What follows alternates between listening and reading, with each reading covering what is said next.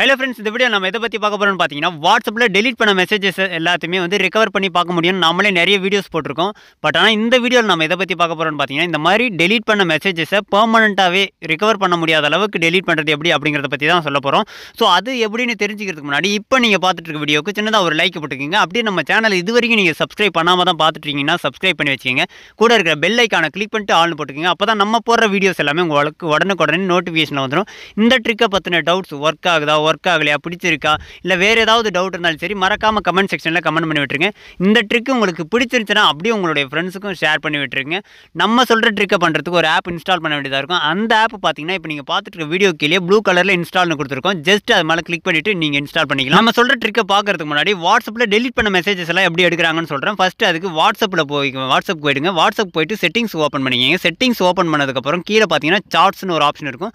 So அதை select பண்ணிக்கங்க. அதை செலக்ட் பண்ணதுக்கப்புறம் பார்த்தீங்கன்னா சார்ட் பேக்கப்னு இருக்கும். அதையும் செலக்ட் பண்ணுங்கள். அதை செலக்ட் பண்ணதுக்கப்புறம் பார்த்தீங்கன்னா கூகுள் அக்கௌண்ட் ஃப்ரீக்வன்சி அது நல்லா இருக்கும். அதில் கூகுள் அக்கௌண்ட்ன்ற இடத்துல வந்து உங்களுடைய மெயில் ஐடி ஆட் பண்ணியிருப்பீங்க. அந்த மாதிரி ஆட் பண்ணிங்கன்னா உங்களுடைய வாட்ஸ்அப்போட மெசேஜஸ், ஃபோட்டோஸ், வீடியோஸ் எல்லாமே பார்த்தீங்கன்னா டெய்லி நைட்டு 12 மணிலேருந்து 2 மணிக்குள்ளே வந்து பேக்கப் எடுத்துக்கும். ஆட்டோமேட்டிக்காக ரொட்டீனாக எடுத்துக்கும்.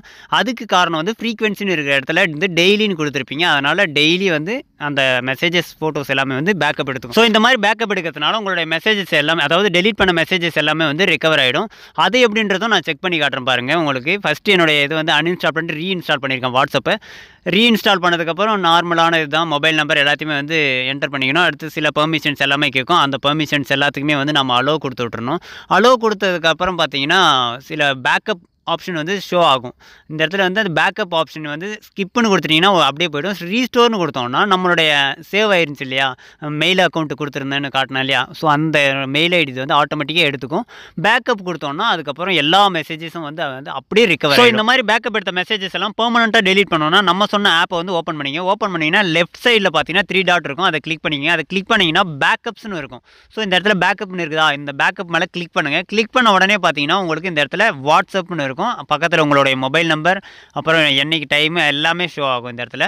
ஸோ அந்த வாட்ஸ்அப் டேட்டான்னு இருக்கிறதுல சைடில் பார்த்தீங்கன்னா ரைட் சைடில் 3 டாட் இருக்கும். 3 டாட்டை கிளிக் பண்ணுங்கள். 3 டாட்டை கிளிக் பண்ண உடனே பார்த்தீங்கன்னா டெலிட் பேக்கப்னு ஒரு ஆப்ஷன் இருக்கும். அதுக்கு கீழே பார்த்தீங்கன்னா டர்ன் ஆஃப் பேக்கப்னு இருக்கும்.